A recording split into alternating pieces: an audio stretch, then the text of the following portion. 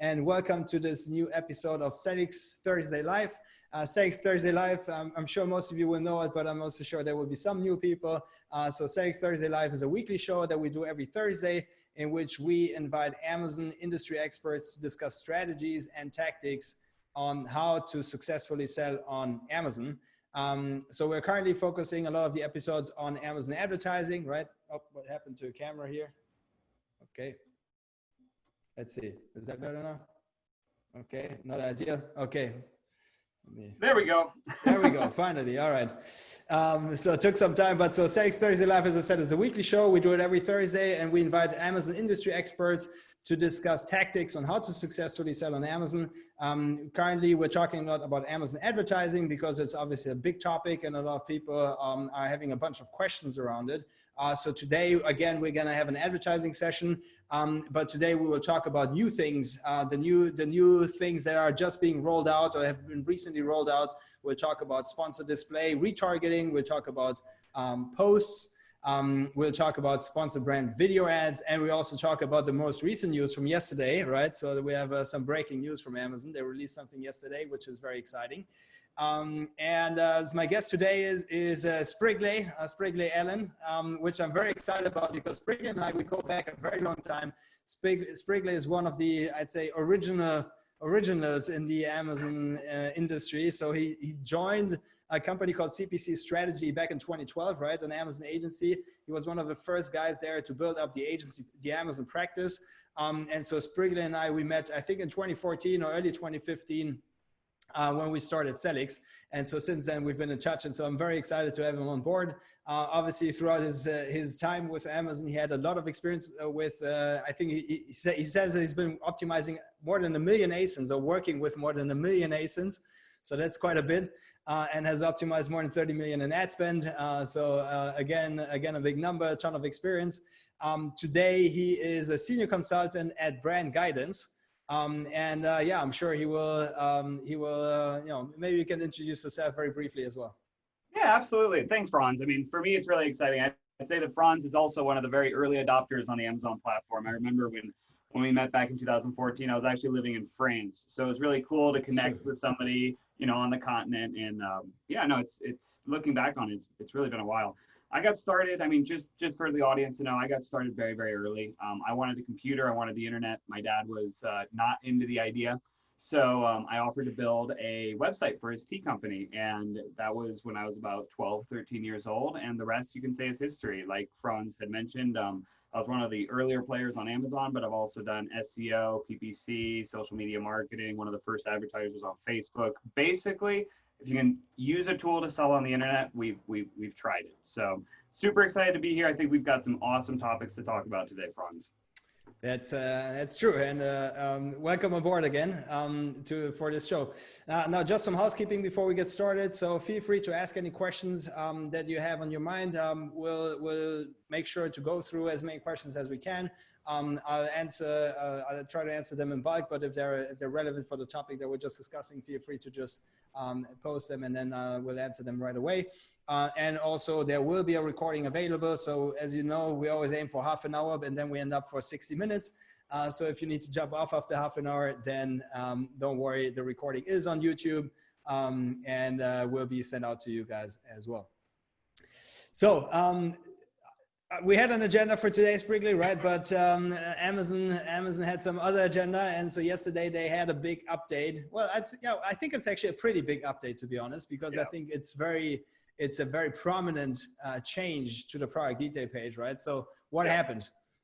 Oh my goodness. Well, I mean, so we were talking and kind of planning for scheduling for this show, and then I started to see news coming across my feeds, and it looks like that Amazon has launched an ability for us to now run sponsored brand ads within the product detail pages, which is incredible if you think about it. So they're going to start servicing competing ads on the detail page. And I think one of the really main call outs is that you're not going to be able to leverage these new placements without having an Amazon storefront. So, you know, I think, I know that you guys have put out some content around it, and I know that we've been focusing on it in Prime Guidance quite a lot in the last few months, that Amazon's putting more and more emphasis on those Amazon storefronts. So I think it's kind of a a two-sided kind of piece of news in the sense that we really need to now invest that time and energy, make sure your storefront is awesome, make sure it's replicating, you know, a lot of the look and feel from your website, so you have a good omni-channel experience. And now we have a brand new sponsored brand placement. For now, I was reading an article earlier that's saying that those placements are now going to be, for now, they're hidden within placements. So you have top of search, you have product page, and then you have other placements. And for the moment, they're going to be showing up and reporting there. But down the road, I imagine that we're going to have a lot better visibility into, you know, how those placements perform. But the really key point is it's not going to work unless you have an Amazon storefront. So really excited to start trying them. That's and I think, I mean, what's huge to me is that they actually, because it's supposed to appear on the product detail page above the images, right? It's like a horizontal banner on top of the images. So it's probably the most visible place, or one of the most visible places that you have on the entire Amazon catalog, right? Which I think is fascinating. I was quite surprised that they give such a prominent space for sponsored brands, but you know, I think it makes sense to drive more traffic to things, right? I mean, I think, and also to build on that, Franz, I think that I mean, it's nice that we're finally going to be able to put some of our ads there versus Amazon putting their elements and their own in-house brands all over our detail pages for the last couple of years. So at least now we get you know, access to the same capability, but. Man. Right. And so Rob is asking whether this is already live, and yes, it is already live, right? So it is live, as far as I understand, only in the US. As always, it's rolling out in the US first, and then in Europe only later. So Rob, I don't know where you're selling, but in the US, this is live. And so I think it will gradually propagate throughout the entire site. Now, the thing where I'm not sure yet is whether you can just advertise on your own brand's ASINs, or whether you can also target competitors. So I think right now it's only for your own brands or for your own products. But I can imagine that down the road you can target competitors as well. Yeah, absolutely. And I haven't had a chance, just because it's so new. I have not built any of these campaigns yet. I'm looking forward to doing that probably this afternoon if if any of the accounts I have access to have access. But it is live in the sense that you can see when you go, and I wasn't able to replicate it this morning because it is a beta, but you're able to see on the detail page 3 brands highlighted right above the pictures. So it is rolling out somehow. I don't know whether it's a soft rollout, you know, to exclusive sellers. I mean, we're advertising partners like you guys are, so we should get access pretty quick. But yeah, it'll be interesting to see. I hope so. Look, it's a big change, right? And I think it's starting to blur the lines also between sponsored display and sponsored brands to a certain degree, because it's both kind of display elements, both on the product detail page. So we'll see. But I think it makes perfect sense. I think the overall strategy that Amazon has is just to drive more branding capabilities and offer more branding functionalities for more established brands. And I think this is a very powerful move to drive more traffic to those stores and increase the visibility of the store. So absolutely. Stores getting a big upgrade and sponsor brands getting a big upgrade as well. Exactly. I mean, and I think to your point, Franz, I mean, you look at the fact that Shopify is partnering with Walmart, partnering with Facebook. You're seeing kind of like these coalitions come together, and Amazon's going, shoot, you know, we have not been a brand-centric platform. We've been a platform that's all about giving, you know, the best price, the best customer experience, but they've never really, you know, spent a lot of time supporting the brands, right? And now I think they are making that push. So yeah. That's definitely true. So let's jump right into the kind of the first topic that we had planned originally, which is sponsored brand video, right? Yes. So just in a nutshell, what is it and how does it work? Absolutely. Well, I think a best way to kind of to explain is to actually show a good example of it. So let me bring up an example. So this was kind of a frustrating, you know, searching and looking this morning because I couldn't find any. So we ended up with one in bird feeders. But the way the sponsor brand video can work is that you're now able to, you know, everyone's familiar with this. We have our sponsor products on the top. We have sponsor brands up above that. We have kind of Amazon's choice. We have the editorial recommendations. Just side note, I know it wasn't in our notes. But just for the audience, something that I've been doing that has been, you know, mixed levels of success is reaching out to these guys who have relationships with Amazon. These are essentially affiliates, these editorial recommendations. So you can build a relationship with these guys. Just a little tidbit for your audience there. Yeah. So this is a sponsored brand video right here. Amazon doesn't give us a ton of guidance on what should go into it, but just the obvious ability for it to be, you know, a scroll stopper is evident. And it's actually a lot more meaningful on mobile. And if we look at Amazon has a great kind of example page where they show you, here's what an example of what it looks like in mobile, which is, I think, even more impactful than desktop. Yeah, so the, oh, there's a video as well? Yeah, so just so you can see when you're scrolling through there, a compact speaker. It really does completely block out the screen. Yeah. The music starts playing. I mean, it's super obvious, super evident. So we've been using it both on a defensive level as well as a conquesting level. It's an incredibly powerful, you know, new addition to Amazon's advertising kind of roster. And I think that, you know, when I look at the videos and we've had quite a few clients now use them, I've been using them in my own brands. And I've been noticing that, you know, just taking product photography, just taking, you know, really, really basic information is still working at some level because it's just so novel, so new. So it's important to not overthink like, oh my gosh, I have to create this amazingly produced video. In reality, just, you know, create something. There's websites like Biteable. There's a whole bunch of different, you know, resources out there for creating a quick video, throwing it up there. My best campaign right now is getting almost a 14-to-1 return on sponsored brands. So it's still, you know, the CPCs are lower. There's still a lot more real estate available because just the majority of sellers aren't using it yet. Okay, I mean, so that's thanks for showing this. First of all, I think that was that was very clear. Now, what are the first results so far? I mean, sponsor brands historically kind of had this reputation that it's not, you know, click-through rates and conversion rates are not as good as they are for sponsored products. So a certain, you know, quite a few people have been focusing more on sponsored products and sponsored brands.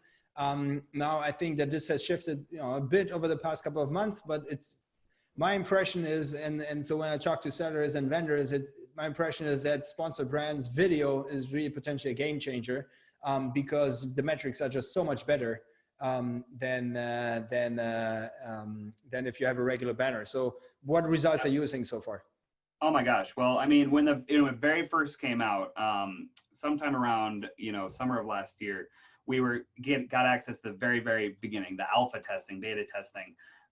And we, on Black Friday of last year, we had a client who ended up being one of the top 3 products in the entire apparel category on that day.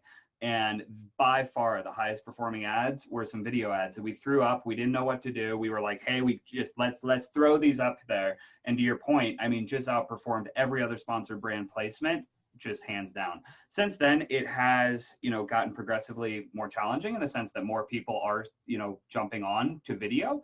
But I'd still say that, you know, like I said, my best return right now is close to a 14-to-1 on a sponsor brand video. And I'm seeing really positive returns in comparison to traditional sponsor brands. There's just a lot more real estate available and people aren't using it. So the CPCs are lower.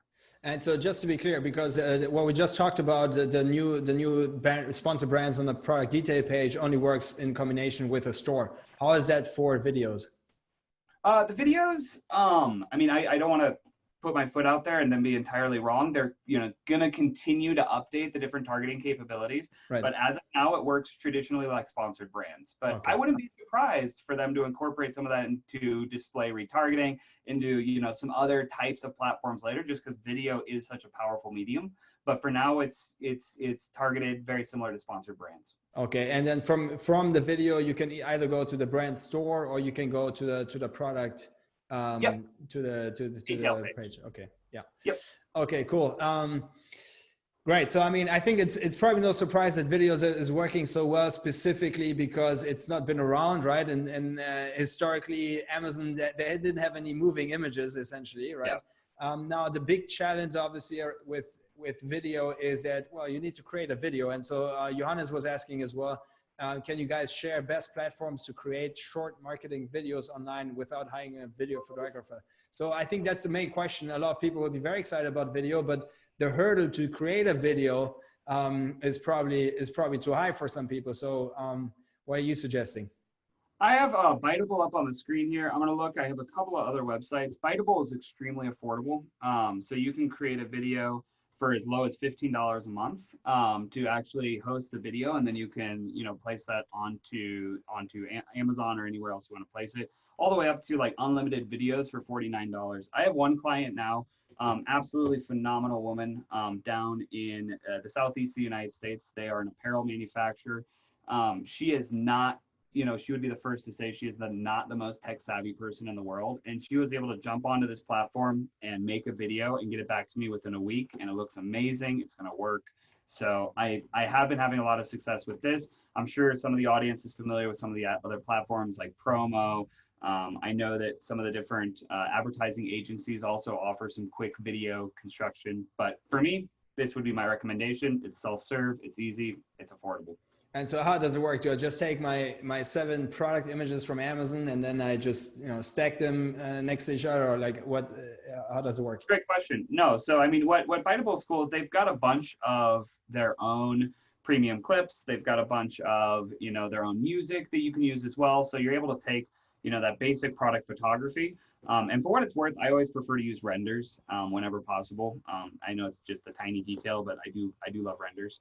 And you're able to just build. I mean, you can create an A-roll for yourself in 2 seconds with your CTA. Oh, that's really important. So sponsored brands, let's like rewind for 1 second.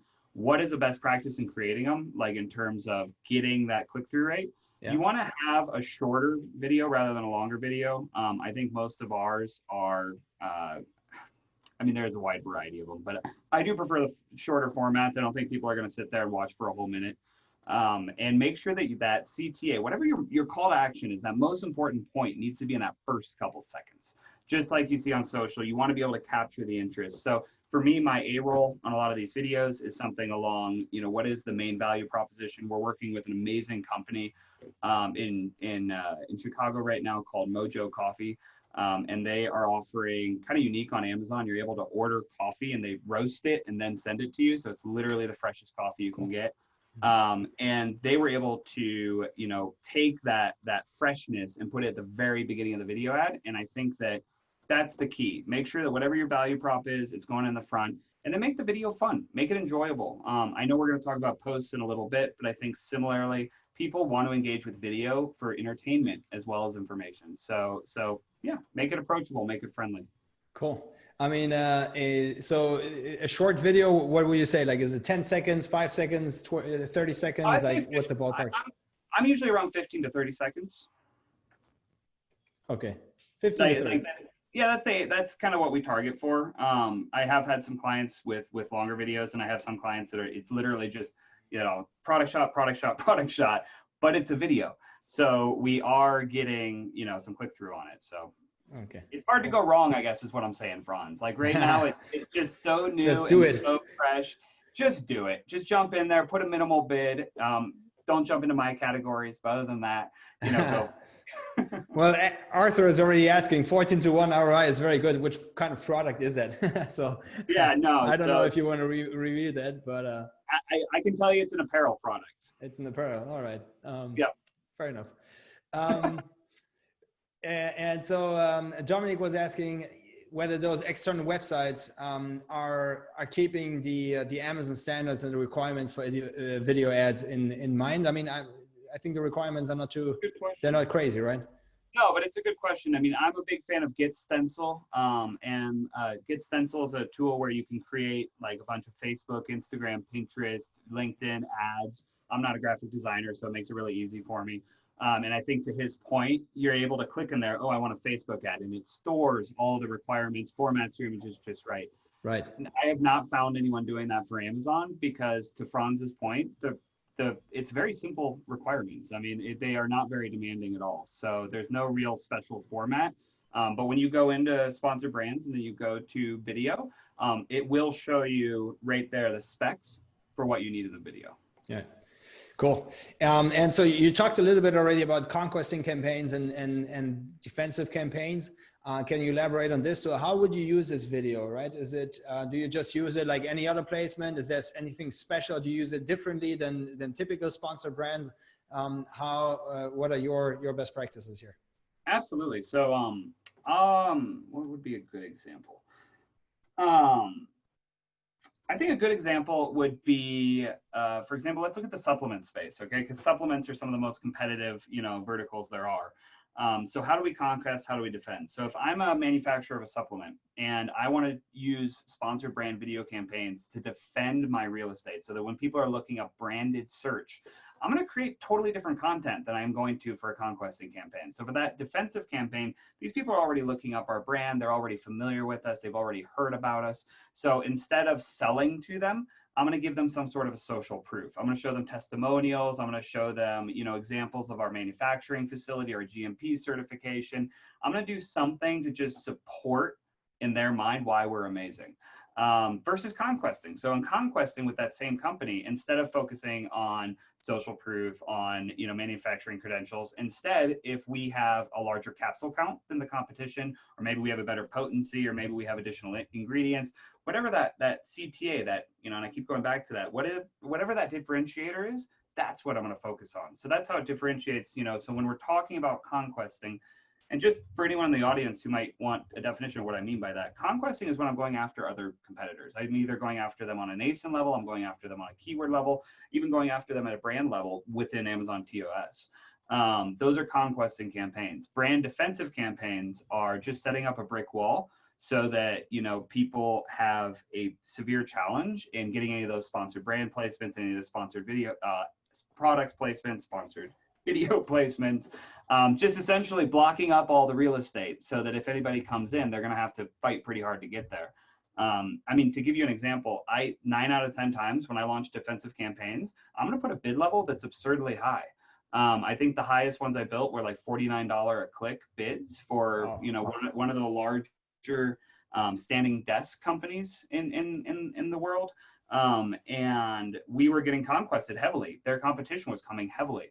So when we looked at defending ourselves, we're like, hey, we frankly don't care what it costs. We don't want somebody to do a branded search for us and then be diverted into one of our competitors. With that being said, in that particular example, we were not able to fully defend the branded search, because if some of your competitors convert extremely well on your branded term and they have history behind them, then even with a $49 bid, you may not get that place back. So that's another reason why I feel it's so important to just have those running at all times, so that you're just building that campaign strength, you're building the history, you're building the conversion metrics, so that if anybody does try and jump in on your branded search, you have a super aged campaign that can hold its own against virtually anyone.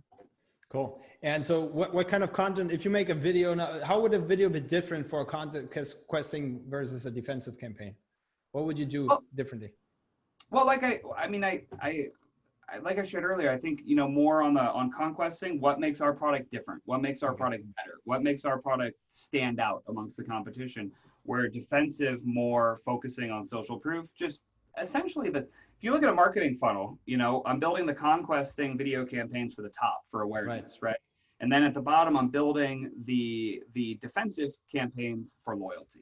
Because at the end of the day, people are already looking for us. They're most likely already bought from us. They know us. Now, I just want to fill them with great content so that they don't have any desire to look anywhere else for a better price. Yes, that's essentially the point, right? To avoid that a competitor is taking that spot and is distracting your customers. Okay, cool. Awesome. So you say that essentially over time, obviously it's been getting more competitive. Would you say that this is still a good opportunity at this point, or would you say, hey, this is as competitive as sponsored products, for instance? For me, like as you know, and as now the audience knows, I've been advertising on Amazon for a long time. Right. And I've seen it go through a lot of different evolutions. And right now is unprecedented for me. In the past, how many years, 8-9 years, the changes that are happening, the aberrations in data, it's just a challenging time. So I honestly, it's why some of my clients are on Sellics, because it gives a lot of transparency. I appreciate it, because it is very fluid right now. So the majority of my sponsored products campaigns, did phenomenally well. COVID hit. And then shortly thereafter, we saw, some opportunities on CPCs on non-essential products. And then we saw, kind of a plateauing, but the plateau was slightly above pre-COVID. And then within the last 2 weeks, I have seen my CPCs getting dramatically higher. And I don't know if it's a case of, you know, by happenstance, almost every single one of my clients and my own brands are being targeted simultaneously, or Amazon is changing, you know, so a lot of stuff on their back end on their ad bidding algorithm. So I'm not entirely sure, but to answer your question, yes, it is still entirely a possibility. No, it's not 5-cent clicks anymore, but there are chances to you know, kind of punch above your weight with sponsored brand video. And ultimately, it's, the click-through rate is a lot higher, right? And so typically it's paying off. Well, if you can convert it afterwards, then, right? I think that's a requirement. Okay, cool. So that was the first topic that we wanted to touch upon, right? So sponsored brand videos. Anything that you wanted to add to this, or shall we move on to the next topic? How can this explain? No, I'm good. There is Jan is asking another question. Obviously, kind of the lifelong challenge in marketing, right? So how do you measure success of a defensive advertising campaign? Because maybe the customer would have bought anyway, right? So how do you measure incrementality or cannibalization of defensive campaigns, right? I don't know if you have an answer, but it's like this lifelong. Oh my gosh, Franz. I mean, I've never had, I don't think I've ever talked with a client about this without having this conversation. So I've got a few answers, but I think for me, it comes down to like two different things. One, there's like the direct ROI measuring numbers, like, is it working? And we can get into that, and it is possible to calculate that out. But for me, there's the other side. There's the intangible.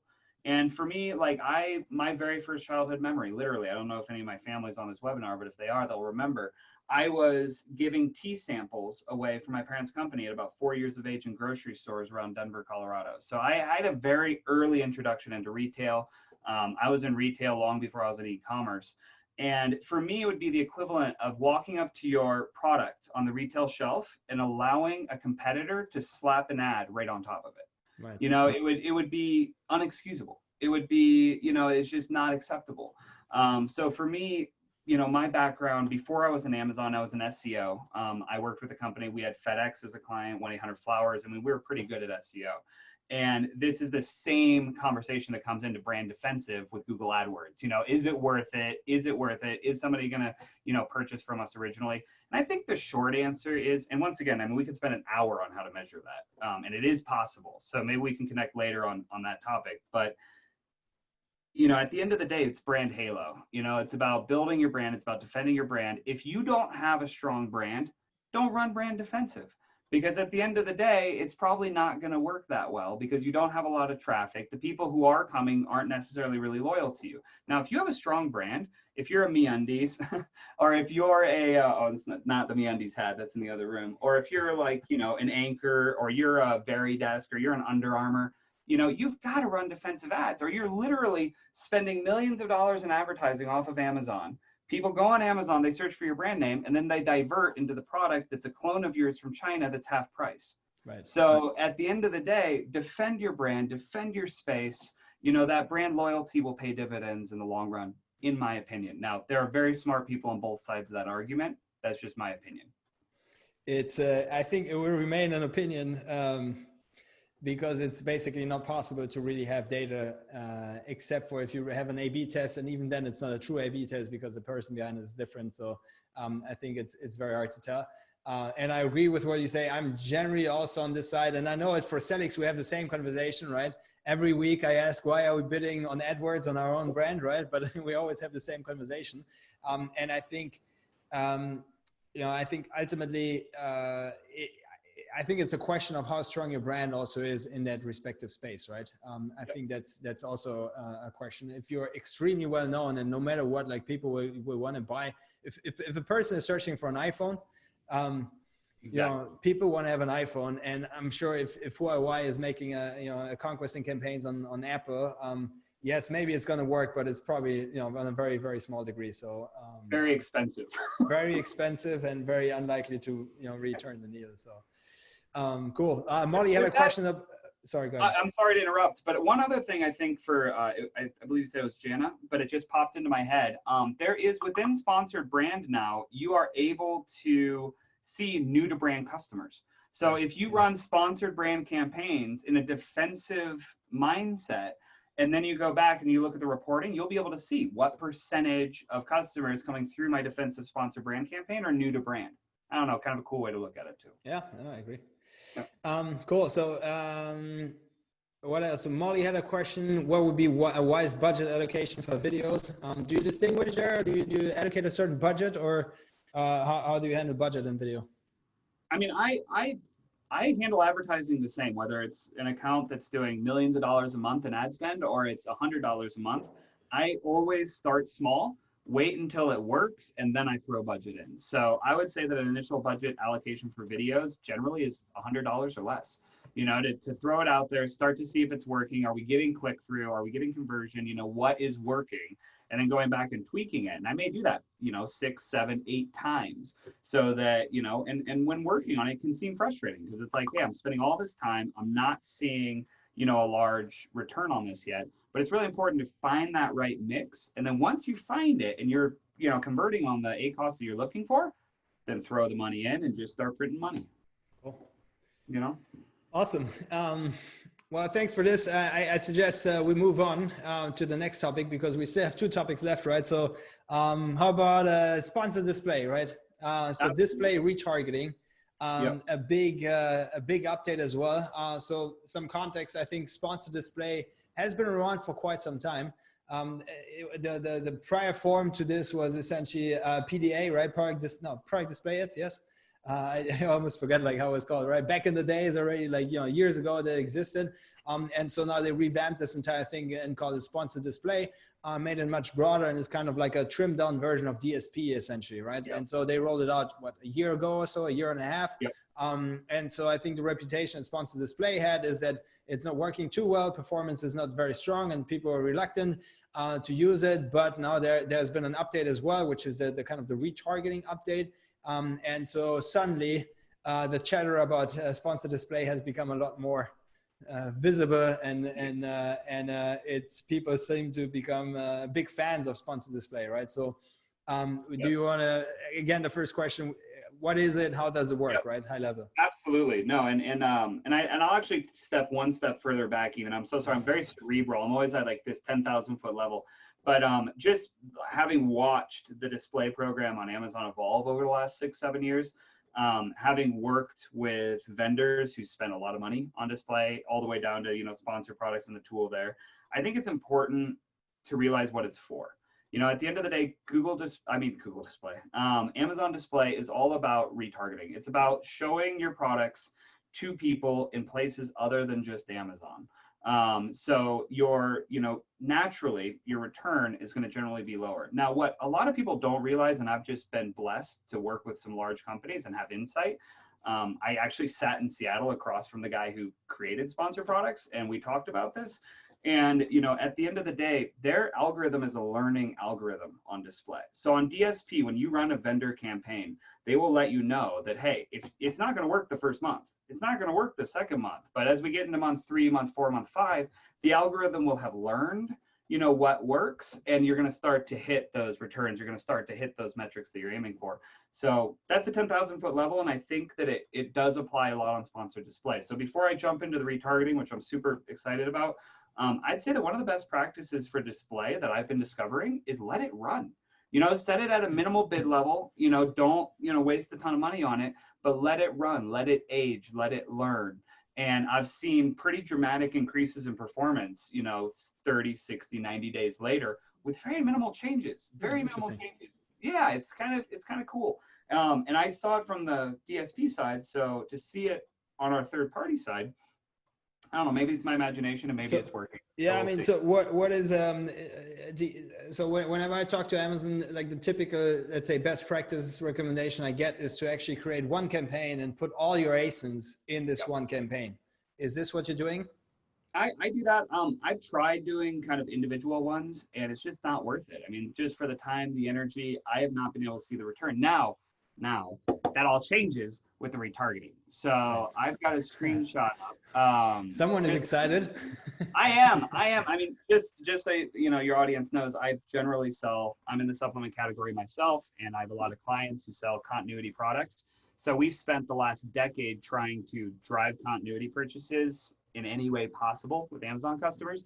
So Amazon finally gave us this opportunity. So this is an example of, and this is a pretty soft beta. I'd say that in the accounts that I manage, maybe 20%, not even 10%, of the accounts have access to this now. So it is slowly being rolled out, but don't be concerned if you don't see it, it's coming. So this is, if you go into sponsored display, and then you go in there and you get this screen, you have the option, as we have before, of audiences and product targeting. What we do is go to audiences, and traditionally all you had down here was views. So you were able to retarget people who had viewed your page, which is great. I mean, that is retargeting, but it's retargeting at the very top of the funnel, or not very top, actually, one step down. But anyway, it just was not very appealing because the conversions just weren't really high. I mean, imagine when you're shopping on Amazon, you look at 10 different products, all 10 of these guys start retargeting you, it's going to be, it's not as high converting as some of the other placements in sponsored products. Now, purchases means that we can now advertise to the people who purchased our product before. So let's say, for example, that you sell a apple cider vinegar, because I'm sure someone on this call does. If you sell apple cider vinegar and you have been selling it for the last, year, now you're going to be able to go in here, build a campaign off of that apple cider product, and be able to retarget all of the people who previously bought the product with your product. Now, of course, there's some tricks you can throw in there, like with coupons and to kind of spice up that retargeting ad. But yeah, I mean, that's the big news there. I mean, it really doesn't need too much fleshing out, I don't think. I mean, it's just we're able to retarget our customers, guys. This is big. To retarget, yes, exactly. Retarget our customers, right? So I think that's a big, the important difference, right? So those are people that already bought a product, right, from you, or the advertised product. Now, so how does it work? Can I only target people? If let's say I have two products, A and B, and so a customer bought product A, can I only advertise this customer with product A again, or can I also target this customer with product B so that he would buy a different product the second time? I mean, it's not super clear because it allows you to put up to 20 products in there, but it doesn't allow you to really target anything. So I don't know if you put 20 products in there, are they targeting all 20 products customers with all 20 products, or are they targeting each customer who purchased, like I'm drinking a Red Bull right now. So it's like, okay, you drink a Red Bull, now I'm going to target the Red Bull. Or if Red Bull runs this campaign and I bought this before, are they offering me the whole Red Bull lineup? Right. So I'm not sure exactly on that one, but it's working really well. And the way that I'm doing it now, just to make sure I'm, got all the bases covered, is I do run it with all the products in it. So I'll get up to that 20 products, I'll hit go, I'll go to the next 20 products, hit go. And we're seeing phenomenal returns with it too. So phenomenal returns, really. Okay, yeah, that's just what I wanted to ask. I mean, I can't imagine that in some categories. I mean, this is life changing. So those categories where you have repeat purchases happening, or those categories where you have a lot of cross-selling opportunities, right? So if I'm thinking about, let's say, the baby category, right? In the baby category, where exactly month one, a person is buying this product, month two, this product, month three, another product. And so you could set up the sequence to always retarget those people that bought this one and so on, right? So I think that is, there's very powerful, right? But also the supplements, if you buy your vitamins every month, I mean, you can just retarget them over and over again with the same supplements, right? Exactly. Well, and keep in mind, I think it's important too for people to realize this is display. So this is not just on Amazon. This is showing up on websites all over the internet.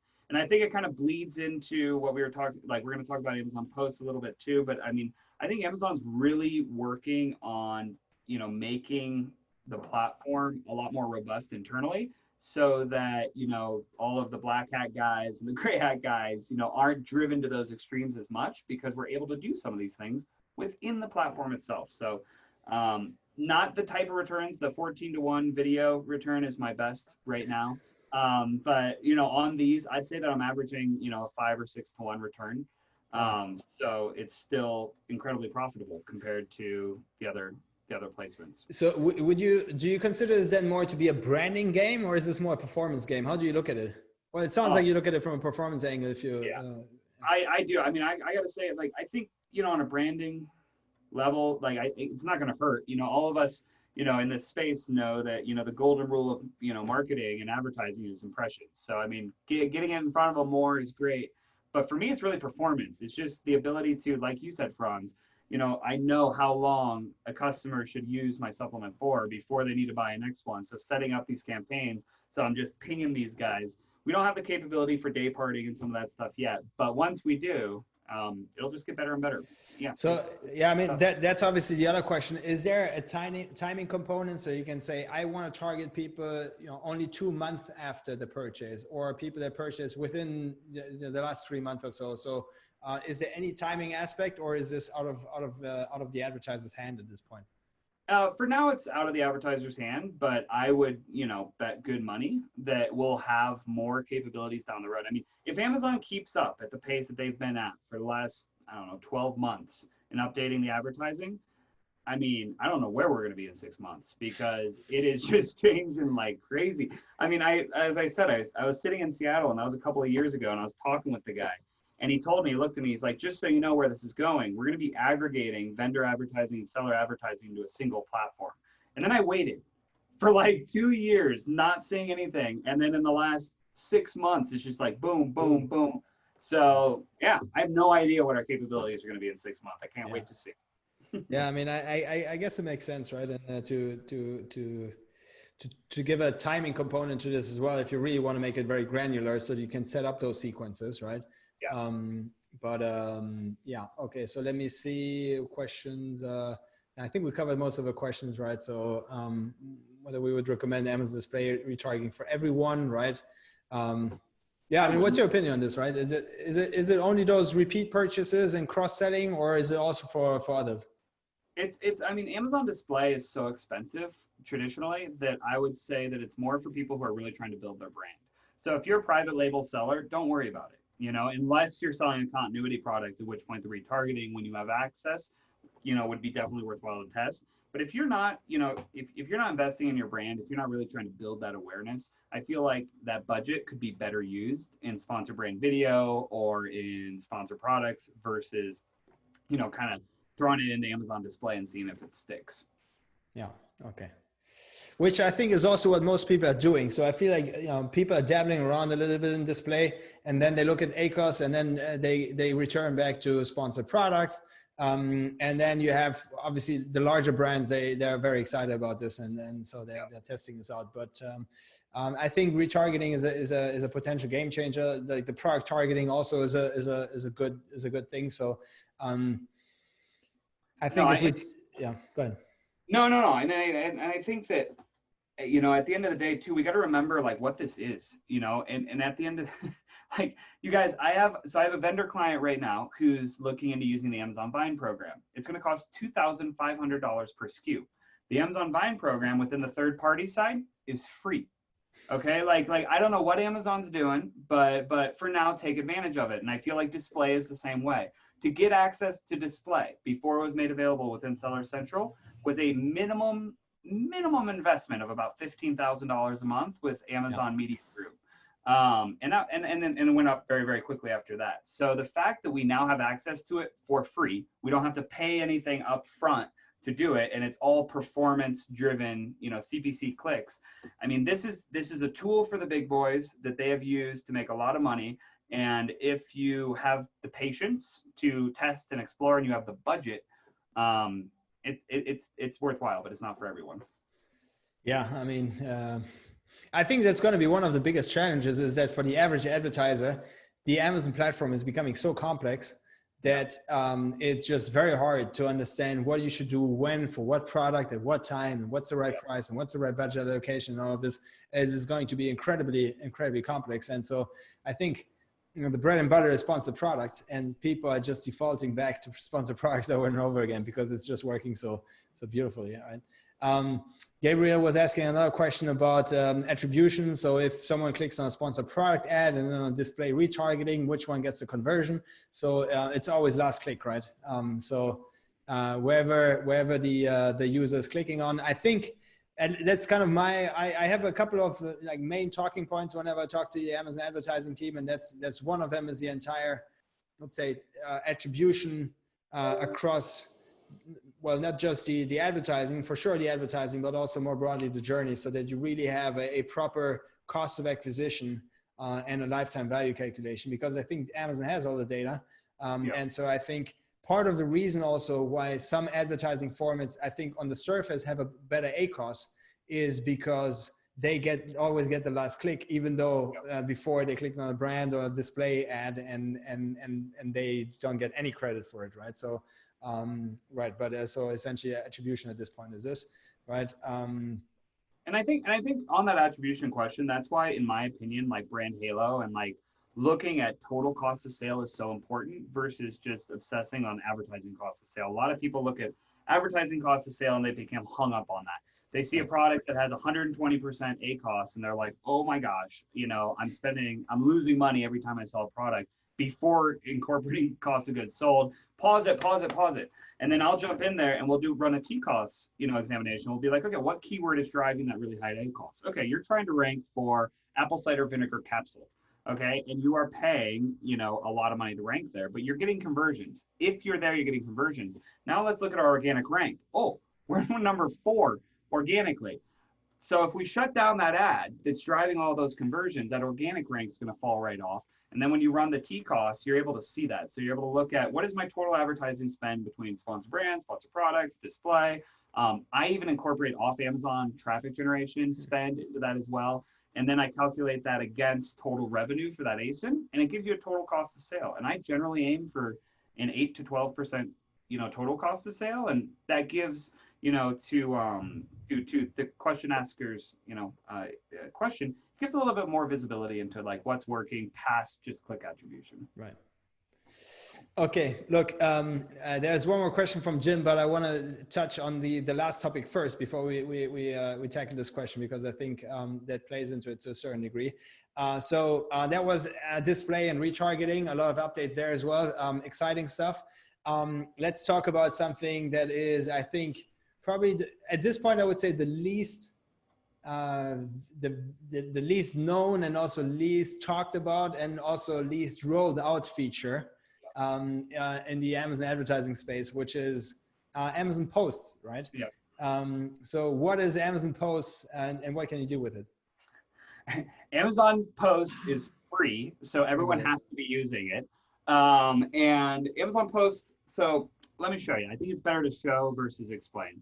So when you're on a standard Amazon page, it's gonna be kind of grayed out. You can barely see it, I realize that, but it's just a standard Amazon detail page. It's not showing up yet. But if you take that exact same detail page and you run it through a mobile phone emulator in this case, or if you're, you know, at home on your phone, if you go to that exact same detail page, you're able to see the product. You scroll down, we're all familiar with this. You can see all my tools in there. Keep going, product images, blah, blah, blah, blah, blah, blah. Until we get to the bottom, and then all of a sudden you're like, okay, videos, okay, that's cool, 4 stars. Posts, what?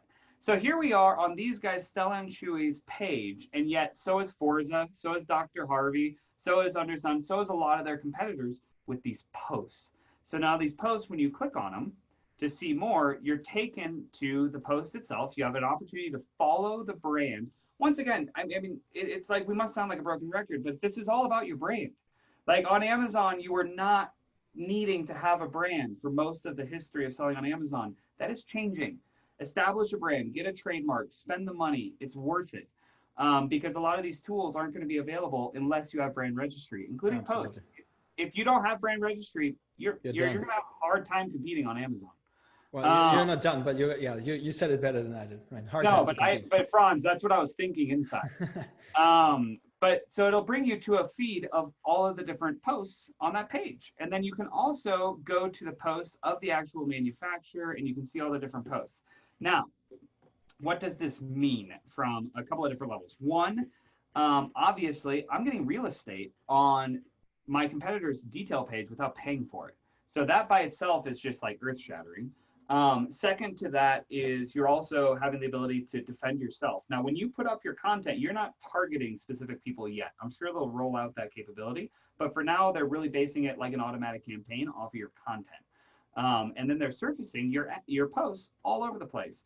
I think from a 10,000-foot perspective, where they are going with these, oh, where'd my emulator go? There we go. Where they're going with these posts is similar to what I watched with their retargeting. So they're retargeting, you know, back when they, in the very beginning, it's why I got on Amazon, because I was an SEO and they kept buying AdWords and taking away my space. It was pretty frustrating. And then eventually it became DSP, and the vendors were then asked to pay for this thing that Amazon was doing for free previously. And now we have display within, you know, third party, and they're really using it to help make their retargeting capabilities a lot more robust.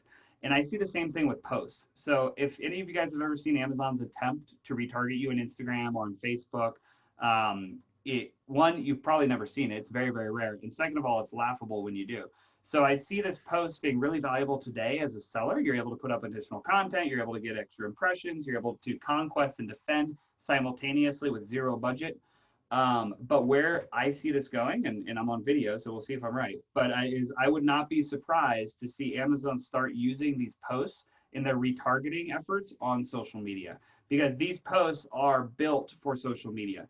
Some of the best practices, and I know we're tight on time, so I'll kind of talk fast, but when we're looking at the best practices, make it a copy of what you're doing on social. You know, so instead, don't put a product picture and be like, hey, we're super great, and, you know, blah, blah, blah. Put lifestyle pictures, put fun stuff, you know, and your audience will be much more likely to engage with it. We have this running on a good dozen plus clients right now, and we've been doing it long enough to start getting some best practices. And I can tell you lifestyle images, I can tell you emojis, I can tell you make it fun and engaging. And a couple of the brands are actually getting followers. Like it's crazy. We've never measured followers on Amazon, but now we can, and now it's starting to become relevant. So once again, just your brand is important. If you want to engage with this program, it's post.amazon.com. Prime Guidance, like Sellics as well, is an advertising partner, and we got early access to it. But I believe that it's rolled out for most people now. So when you go in there, you're just going to have an opportunity to build out incredible posts talking about your products, talking about the value. Honestly, guys, I take my social media content and I just rehash it in there. So whenever I'm putting out Instagram content or Facebook content, my content team takes that content, turns around and throws it in posts. Just like any social media, you know, recency is important. So, you know, jump in there and make sure that you're refreshing that content. We're doing it on a weekly basis at this point because it's free. You're getting free exposure. Take advantage of it. So that's Post in a nutshell. Yes, I mean, it is essentially, the way I look at it is Amazon's social media bet, essentially, right? And so what I found interesting, what you said, is that they would use it to essentially access other social networks like Instagram and Facebook and all of this. The way I looked at it is historically was more of a, well, this is their competitor to Instagram. Right. And so this is a way for brands to stay in contact with their audience, which is obviously extremely valuable because you know exactly who has bought how many of your items, and if they follow you, you can really build up this brand. So I think this is potentially, I think, I mean, I'm on video as well, so I need to be careful what I say, right? But like historically, I always felt that, you know, just because it's display and saying display is branding, I always felt like this is a little bit like, yeah, well, is it really branding? Like if you're display with a logo on it, like, I don't know.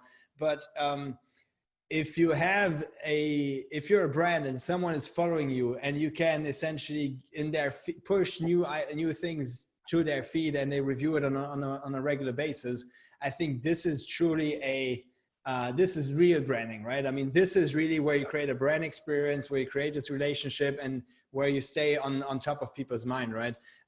So I think that of all the branding efforts, I think obviously sponsor brands and stores is a great combination to discover a brand, but I think posts is the best way to stay connected to a brand as a customer, or vice versa, for the brand to stay connected to their customers. So I think you know, I kind of look at if you take all the advertising formats, you have sponsored products and you have display. So those two, I think, work very well together, sponsored products and then retargeting, right? That's a great combination. And then sponsored brands and stores are very good to acquire a user. And then posts are essentially the component to stay in touch with the user. So it is, the puzzle is kind of coming together and you see how they all make sense in combination. So I think post is a very exciting thing. So it's for free so far, right? It's just it's only available in the US. It's in beta. It's only available to a few brands, right? So it's very early stage. And I recall about a year ago we had a meeting with Amazon where they were talking about this and showing it and everything. So they've been making very strong progress on this, and I think it's going to continue, right? So. No, I mean, and it's a continuation of what Amazon, in my opinion, what they're trying to do here, guys. They're trying to create a platform that's all inclusive, so that we are not nearly as motivated to go out and try and get those sales on other platforms. Traditionally, a lot of these capabilities weren't there. If you're selling a continuity product, you want that customer to come to your website eventually. Now, Amazon terms of service are very specific on what's allowed and what's not allowed, and as we all know, many people break the rules. But at the end of the day, what's kind of cool here is Amazon is building the capabilities into it where we're going to be able to have a branded experience. We have a microsite, we've got social, so it's going to be, another moat put around Amazon to make it that much more, inclusive, and should be interesting. Yeah, I mean, historically, there was a time where Amazon was only a checkout, and then there was a time where Amazon became search plus checkout, and I think there will be a time, potentially, at least I know that this is what Amazon, or I guess this is what Amazon is working on, where it's a discovery, a search, and a checkout site, right? And so discovery obviously is the area or the realm of branding, and so it makes a lot of sense to have more branding possibilities, right? So. That's for this one. Look, we're running a little bit out of time, but I think it was a good teaser, and I'm sure that for many people this was a first to see post, right? Now, Jim had another question around budget allocation. So for emerging brands, how would you allocate budget between sponsored products, brands, and display? Is that the same answer that you gave before? I would. I mean, it really depends on this. I mean, an emerging brand, like by definition, you don't have a necessarily very strong brand. Now, it really depends. Let's say you have a war chest of $10,000 per month to spend, then you should do all of them. You should dabble in all of them. You should put the majority of that into sponsored products. You should run some defensive and conquesting and sponsored brands. You should dabble in display. Like I said, let it run. Don't let it run for a week and be like, oh my gosh, this is terrible. It needs time to run through. If you have a more limited budget, you really need to see like what are the priorities on a shoestring, which by the way, that's how I launch my brands. I never give myself a budget because it makes it more interesting. But when I do that, the majority of that budget will be in sponsored products outside of brand defensive. So I'll put it in brand defensive because I don't want to give up any equity in my brand. I'll put it in sponsored products. And then with posts, you got another free way of getting a lot of exposure. So, spend the time on your creatives there. Get a graphic designer who can get something that's, eye-popping, that'll, stop your scroll. And for an emerging brand, that's where I'd put my budget. Cool. All right, Spriggy, there was a ton of content and that was very exciting content because it was also fresh and so new and things where it's still the very early days. So thank you very much for this. Guys, I also just launched a poll, right? So it would be very helpful if you just take a minute to give us some feedback about how you like this session, what other topics you would like us to talk about in the STL shows. So that would be great if you give this. Raj had a final question. Can I use Sellics as a marketing agency to promote my products? Well, Sellics is a software only, right? So we're not an agency. If you want an agency, Sprigly, maybe how you're representing an agency, I'd say, right? What's the best way if people want to reach you, if they want to work with you? How can they reach you? LinkedIn, the website, what's the best way? Yeah, no. So we have a great team in a company called Prime Guidance. If you just go to primeguidance.com, you can also find us on LinkedIn or on Facebook. We've got a really exceptional group of people. I've worked as Franz shared in the very beginning. I was part of the team that built what was one of the original and largest Amazon consultancies, and that vision has really evolved into what Prime Guidance is, in the sense that Prime Guidance is a bunch of industry vets. We know what we're doing. We're all either professional sellers ourselves, or half of our guys have worked at Amazon. So it's a great group of guys. We're always happy to help anyone who comes around. We also do some webinars and throw out some content. So we're here to help. Absolutely. Good stuff. All right. Well, thank you. Thanks again for joining and for sharing all this knowledge. Arthur had a final question as well. Quick question. for you guys at this end. The Sellics PPC grader worked very well for sponsored products for me. Are you guys planning to extend it to sponsored brands as well? And so, yeah, I mean, we are definitely planning to expand it to a certain degree. So for those guys that don't know, if you go to the Sellics website, we launched a free PPC grader where essentially you just connect your account and we make like an audit for you and you get some insights from this. So feel free to check it out on our website, sellics.com. And so, yes, there is an idea to expand it to sponsor brands as well, right? I think that overall this is a, you know, we get a lot of positive feedback. So we'll certainly continue. All right, cool. I'm sure that whatever you guys put out will be good. I mean, I've been using your guys' tools since the beginning, so I'm a fan. Thank you so much for having me, Franz. This was fun. Thank you, Sprigley. Rob is saying thank you, Franz. Thank you, Sprigley. Great session, right? So thank you everyone for joining again, for staying with us for a full hour. And make sure to follow us on YouTube to get the newest recordings. Make sure to follow us on LinkedIn or Facebook, right? We are all on all platforms and we're sharing great content all the time. So feel free to follow us there. And then, yeah, see you around next week. I think the topic is going to be around advertising again, but I don't know exactly yet. But so feel free to tune in again next week. See you, everyone. See you, Sprigley. Have a good day. Yeah. See you. Bye bye. Yep.